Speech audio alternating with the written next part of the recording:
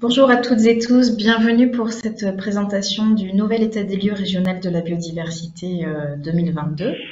À ma droite, Laetitia Roger-Perrier, animatrice de l'Observatoire régional de la biodiversité et artisane de ce nouvel état des lieux 2022.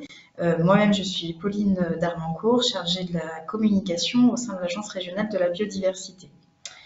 Donc, ce temps d'échange va d'abord être une petite session de questions-réponses qu'on a préparée pour que ce soit le plus fluide possible, quelques éléments de contenu à partager avec vous.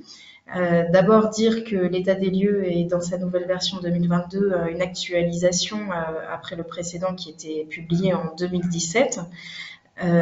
Donc c'est un travail très important, construit par l'Observatoire régional de la biodiversité auquel participent de nombreux acteurs. Et Laetitia va nous en parler plus précisément juste après. Et du coup, on aura aussi l'occasion de voir quels sont un petit peu les nouveaux contenus que l'on peut retrouver dans cet état des lieux, comment est-ce qu'il est construit, quels sont les chiffres spécifiques à nos territoires, l'évolution, la cartographie réelle de cette biodiversité en Centre-Val de Loire. Alors Laetitia, en quelques mots, nous dire ce qu'est l'Observatoire régional de la biodiversité. Alors bonjour à toutes et tous. Alors donc rapidement, effectivement, l'Observatoire il a été créé conjointement par l'État et la région en 2013. Il se compose de trois pôles qui vont être animés par trois structures référentes. Donc le pôle faune qui est animé par France Nature Environnement Centre-Val de Loire, le pôle flore et habitat qui est lui animé par le Conservatoire botanique national du bassin parisien, et le pôle gestion des milieux naturels qui est animé par le Conservatoire des espaces naturels Centre-Val de Loire. Et au-delà de ces pôles, donc l'animation du coup globale de l'observatoire, de ce projet collectif, eh bien, est confiée donc à l'Agence régionale de la biodiversité, qui est un établissement public qui fédère 22 structures membres de tout horizon. Super. Donc, du coup, eh bien, notre région Centre-Val de Loire, qui est composée de différents milieux naturels et qui abrite une diversité d'espèces, qu'est-ce que tu peux nous en dire précisément comment est-ce qu'elle est caractérisée dans cet état des lieux régional de la biodiversité pour avoir une photographie partagée de notre territoire? Alors, la région donc Centre-Val de Loire, elle va être traversée donc, par la Loire d'est en ouest. Elle est composée donc de 7 vallées majeures. Et elle est parcourue d'un chevelu de cours d'eau d'à peu près 10 000 km. Donc, enfin, on peut dire que c'est une région d'eau. Elle est située sur le bassin versant Loire-Bretagne. Et globalement, sa position est centrale entre le bassin parisien donc au nord et les contreforts du Massif central au sud. Ça va être une région qui va du coup être sur un axe migratoire pour de nombreuses espèces. On a notamment 2 grandes zones humides que sont la Brenne et la Sologne qui servent d'escale à de nombreuses espèces ornithologiques, qui sont aussi qui accueillent une très riche faune d'amphibiens, de reptiles, d'odonates. Et enfin, pour continuer à caractériser un peu notre région, eh bien, une grande part est forestière, puisque près d'un tiers du territoire est couvert par la forêt. Et une bien plus grande part aussi est agricole, puisque près de la moitié du territoire est occupé par la culture agricole, que ce soit l'élevage ou les grandes cultures. Merci. Donc cette diversité de milieux dont tu nous parles, c'est une partie intégrante de la biodiversité, si on devait apporter une définition à ce qu'est la biodiversité. Alors en 3 mots finalement, la biodiversité c'est à la fois les espèces, donc qu'elles soient végétales ou animales, les espaces, c'est-à-dire les écosystèmes, les milieux naturels, et puis la diversité génétique entre les individus. Et donc c'est cette interaction entre les espaces et les espèces, enfin, entre les écosystèmes et les espèces qui permettent en fait la vie, qui permettent cette biodiversité.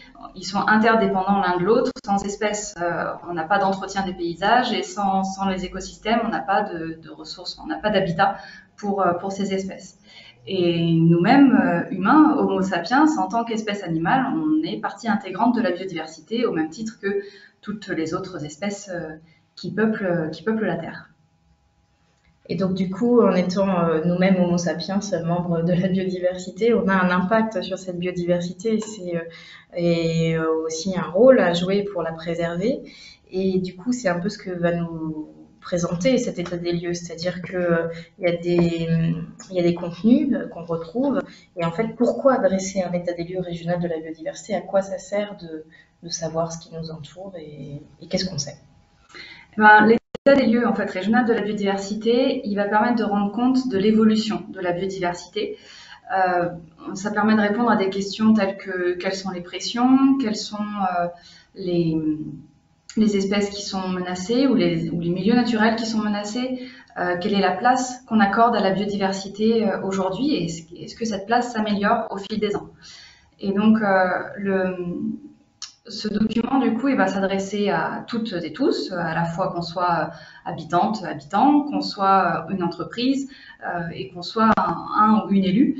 Et ça va permettre en fait une vision globale des enjeux qui se dressent à l'échelle de notre région Centre-Val de Loire et du coup de partager avec le plus grand nombre en fait la connaissance qui va permettre à chacune et chacun de prendre les décisions en connaissance de cause. On partage un constat, on partage une photographie là en 2022 avec les données dont on dispose. Et donc effectivement, pour prendre des décisions en connaissance de cause, c'est à partir de quoi? Quels sont les contenus? Qu'est-ce qu'on connaît de cette biodiversité? Et comment est-ce qu'ils ont été choisis pour pouvoir dresser cet état des lieux régional de la biodiversité? L'état des lieux il est basé sur les indicateurs qui sont produits par l'Observatoire au fil des ans. Ces indicateurs, ils sont travaillés, en fait, issus soit grâce à de la donnée qui est publique, comme donc l'occupation des sols, je disais, soit par de la donnée qui va être issue de nos partenaires, comme par exemple l'évolution de la biodiversité domestique. Et donc, au-delà du coup de cette matière, l'état des lieux régional de la biodiversité, il a aussi pour vocation du coup de sensibiliser en fait à la lecture. Et du coup, pour cette édition, on souhaitait bien avoir une forte entrée photographique pour pouvoir illustrer au mieux la diversité des espèces et des milieux. Et puis, on a aussi demandé à nos membres, à nos partenaires techniques, d'être partie prenante dans la rédaction de certaines parties pour qu'ils puissent expliquer au mieux leurs propres dispositifs ou mettre en lumière les actions qu'ils pouvaient entreprendre sur leur territoire. Voilà. Donc, évidemment, sous forme d'échantillon pour ce dernier point. Donc on retrouve dans l'état des lieux régional des illustrations, que ce soit des photos, des graphiques, mais aussi beaucoup de cartographie, des chiffres clés.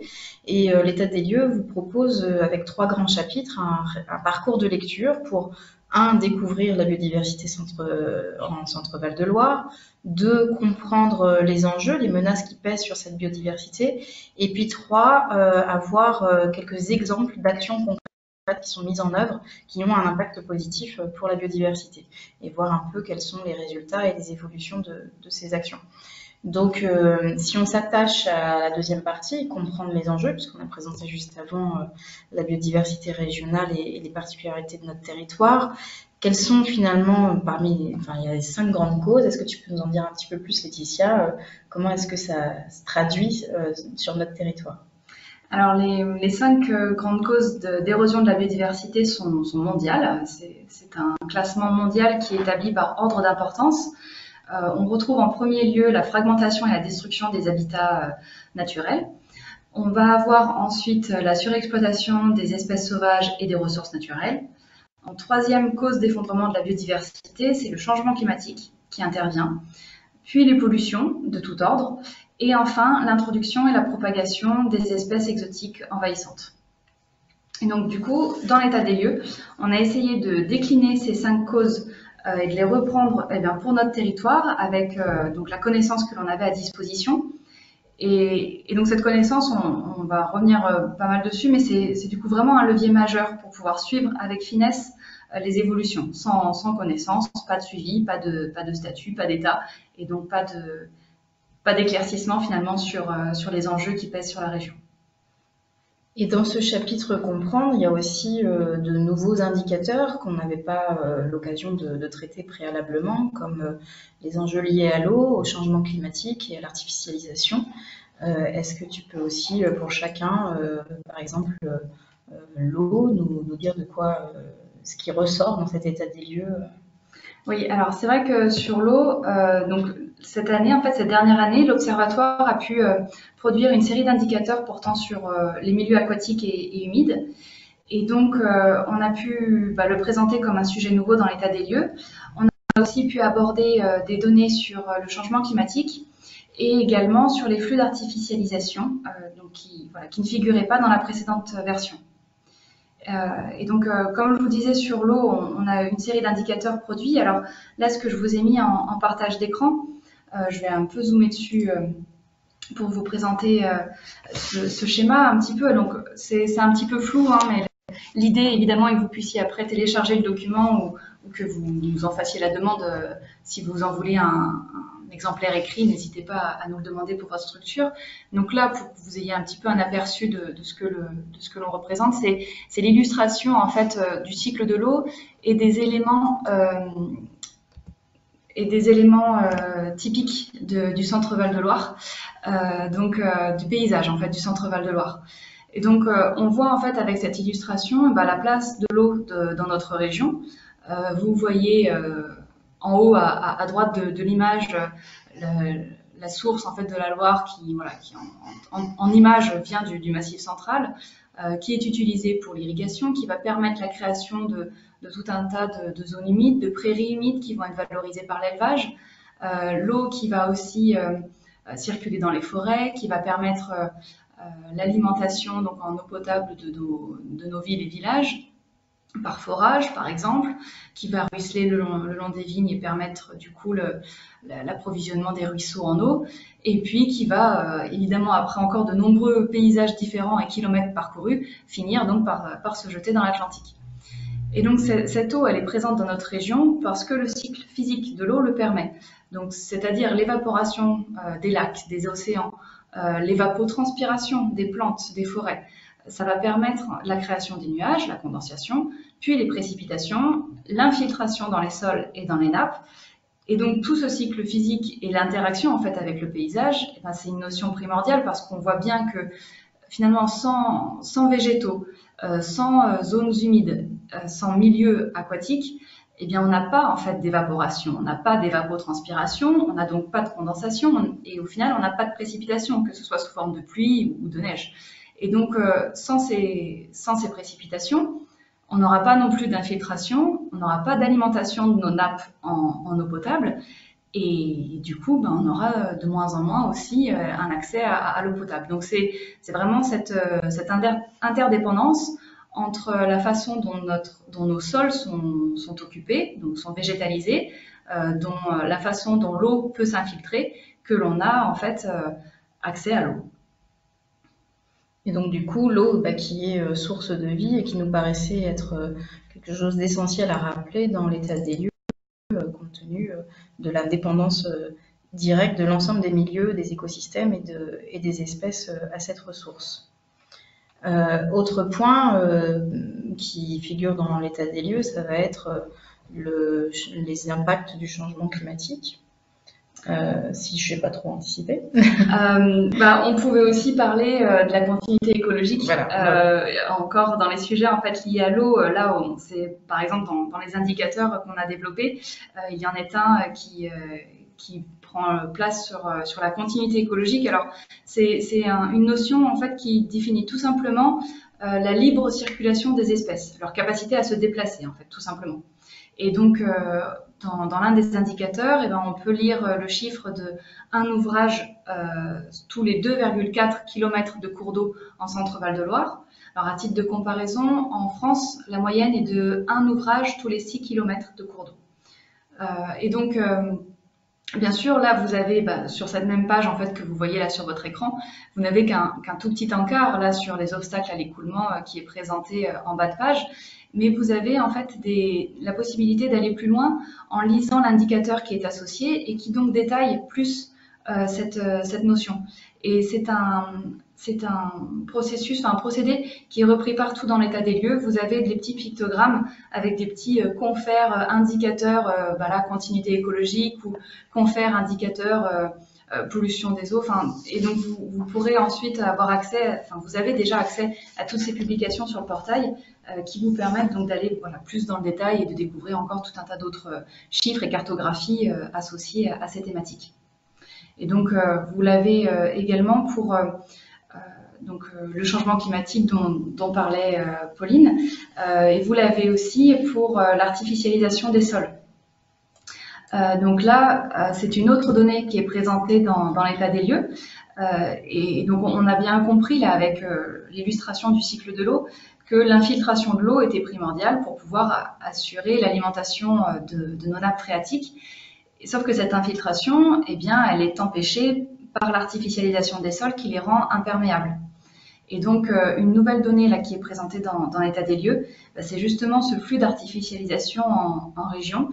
Donc, c'est-à-dire le passage en fait d'un espace qui va être déclaré naturel, agricole ou forestier à un espace qui est déclaré bâti.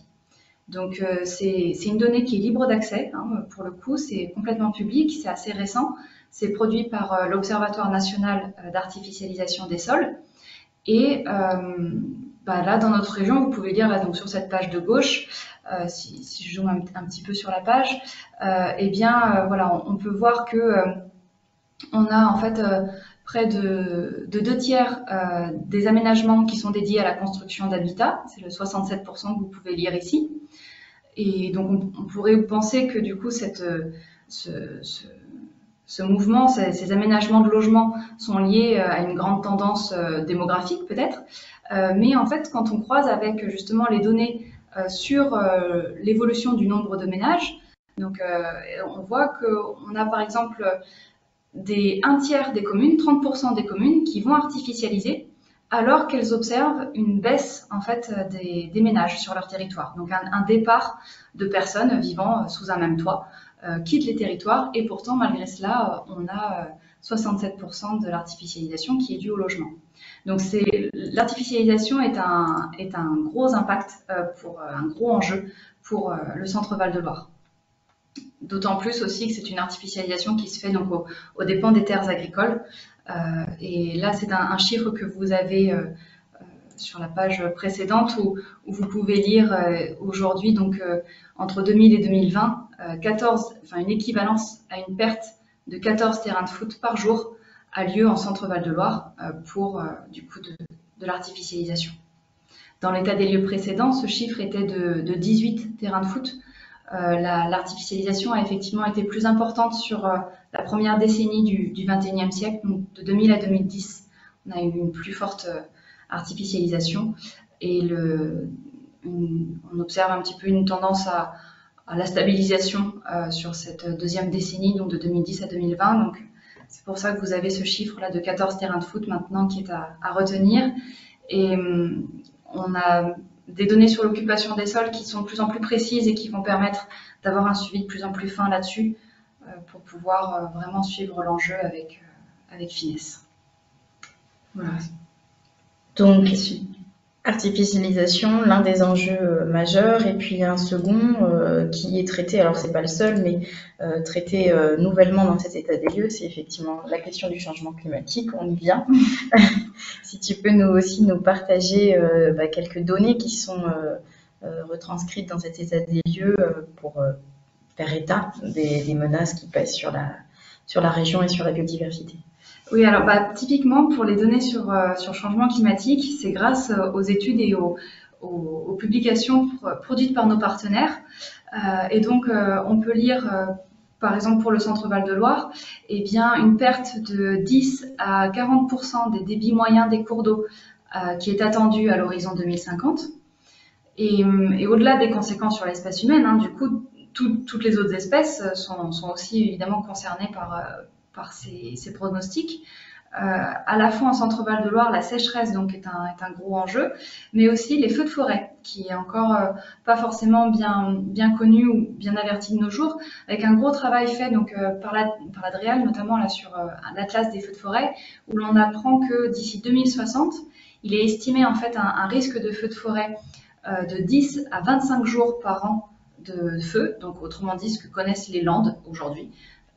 pour mieux situer, là actuellement on est à 4 jours par an de risque de feu de forêt. Donc on passerait de 4 à jusqu'à 25 jours par an de feu. Donc en fait, le changement climatique, le gros danger, c'est qu'il vient s'additionner aux impacts négatifs qu'on a déjà cités. On a cité l'artificialisation qui cause les problèmes d'infiltration de l'eau. Or, on s'attend à de plus en plus de sécheresse avec le changement climatique. Donc, si on n'infiltre pas l'eau qui pleut quand heureusement il pleut, ça nous causera encore, ça viendra encore s'additionner, ça fait un effet boule de neige. Les pollutions aussi viennent du coup en plus dégrader cette ressource en eau qui donc est précieuse. La fragmentation des paysages et des cours d'eau, avec donc cette fameuse continuité écologique. Et donc finalement, le changement climatique, c'est une menace de plus, que ce soit pour les espèces animales ou nous, pour notre propre espèce humaine. Et toute cette donnée, cette connaissance, va nécessiter du temps en fait pour pouvoir être suivie. Et c'est important de pouvoir réaliser ces inventaires de suivi d'espèces. Alors ça demande du temps et des moyens. Donc les dernières données, elles sont, par exemple pour les espèces menacées, elles vont toujours être encore issues des listes rouges de 2014, mais elles sont en cours d'actualisation. Et donc là, la première à apparaître d'ailleurs sera celle sur les odonates, donc tout ce qui est demoiselles et libellules, d'ici cet été. Donc pour toujours avoir un suivi de aujourd'hui, quel est le statut de ces différentes espèces. Oui, donc tu disais effectivement actualiser les données sur les espèces, c'est quelque chose, ça c'est une action majeure pour pouvoir savoir comment évolue la biodiversité. C'est une action qui est portée par de nombreux acteurs de terrain, notamment grâce à différents inventaires, par exemple. Et puis il y a d'autres actions qui sont mises en place dans les territoires. Est-ce que tu peux nous en citer quelques-unes? Donc c'est notamment dans le chapitre 3 de cet état des lieux lié aux actions de connaissance, de préservation et de restauration de la biodiversité on ouvre ce 3e chapitre avec toi, Laetitia. Du coup, quels sont les éléments que tu souhaiterais partager sur ces actions qui sont mises en œuvre? Alors, donc c'est vrai que le chapitre 3, c'est un échantillon des actions entreprises sur le terrain. On n'est évidemment pas exhaustif, mais ça présente en fait quelques dispositifs et actions menées pour la biodiversité. Alors, on peut citer par exemple à la fois les actions, l'agriculture biologique, par exemple, c'est une évolution. Par exemple, on est passé sur l'agriculture bio de 2,3% à 4,3% des surfaces conduites en bio. Dans les actions entreprises pour la préservation de la biodiversité, on a aussi les espaces gérés. Donc, il s'agit par exemple de sites naturels qui font l'objet en fait de restauration et d'entretien qui sont dits favorables à la biodiversité. Donc là, on va retrouver le pâturage extensif, l'ouverture de milieux enfrichés, la restauration de mares. Et donc ces sites, ils peuvent relever à la fois de collectivités, de conservatoires d'espaces naturels, de réserves naturelles, qu'elles soient nationales ou régionales, mais aussi des espaces naturels sensibles, et enfin des arrêtés de protection de biotopes. Voilà, donc tous ces espaces gérés, c'est aussi important de les suivre. Et là, actuellement, en région, on est à un peu plus de 14 000 hectares d'espaces gérés, ce qui représente à peu près 0,4% de notre territoire régional. Et puis, dans ce chapitre 3, au-delà en fait, des actions entreprises par les acteurs régionaux, l'état des lieux se poursuit sur les actions qui sont entreprises par les citoyens et les citoyennes. Donc, par exemple, le nombre de personnes qui va être sensibilisées à l'occasion de sorties nature, de classes découvertes. Et on voit que ce nombre, il a doublé depuis le dernier état des lieux de 2017. Et donc ces actions-là, entreprises par les associations, le CPIE, les graines, etc., sont très importantes parce que finalement, éduquer à la biodiversité, ça permet de découvrir ce qu'il y a de beau à côté de chez soi. Ça permet d'apprendre à aimer, ça peut faire naître des vocations ou simplement participer à des programmes de comptage ou aux sciences participatives. Et puis, c'est aussi l'occasion de comprendre les enjeux et l'interdépendance justement de l'humanité, de l'espèce humaine vis-à-vis de la biodiversité. Alors, merci pour cette présentation de quelques actions qui ont été sélectionnées pour cet état des lieux régional de la biodiversité avec les chiffres à la pluie. Pour retrouver tous ces chiffres, en fait, il y a effectivement, comme vous le voyez là sur cette dernière page, vous avez à chaque fois les indicateurs qui vous sont proposés avec des liens. Donc, n'hésitez pas à découvrir l'ensemble de ce document de l'état des lieux régional de la biodiversité qui vous renvoie derrière vers de nombreux contenus. Vous avez également sur le portail régional de la biodiversité biodiversité-centrevaldeloire.fr, l'ensemble des travaux conduits par l'Observatoire régional de la biodiversité, les indicateurs, les chiffres clés, les panoramas, et puis également avec les différents chapitres, découvrir, comprendre, agir, l'occasion d'aller regarder plus en détail les particularités de notre région, retrouver des retours d'expérience, des fiches idées d'action pour la partie agir, et puis un nombre important de ressources qui sont des ressources partagées, alors soit produites par l'ARB, mais surtout produites par un ensemble d'acteurs qui sont membres et partenaires de l'ARB. Et donc l'objectif de ce portail, c'est de croiser un maximum le partage de la connaissance, de l'expérience et des ressources pour que chacun puisse à la fois se documenter et être en capacité d'agir en faveur de la biodiversité et se mettre aussi en lien avec les acteurs des territoires. Donc, on peut passer peut-être au temps de questions. Alors, Laetitia disait juste avant qu'il y a effectivement la brochure en version papier qui est éditée de l'état des lieux régional de la biodiversité. Vous en avez vu un exemplaire en numérique. Et si vous souhaitez vous procurer la version papier, parce que parfois c'est plus agréable à lire et pour rentrer dans ce document qui est quand même très très complet, n'hésitez pas à nous envoyer un message sur l'adresse contact@biodiversité-centrevaldeloire.fr et nous faire part du fait que vous souhaitez recevoir un exemplaire, ou si vous êtes une structure qui est amenée à rencontrer différents acteurs au public, nous préciser quels seraient vos usages et besoins, voir si on peut vous en mettre quelques-uns de plus à disposition. Voilà. On vous souhaite une très belle journée et n'hésitez pas à nous solliciter pour recevoir la version papier ou pour poursuivre les échanges sur les informations que vous aurez pu lire dans cet état des lieux et sur le portail régional de la biodiversité.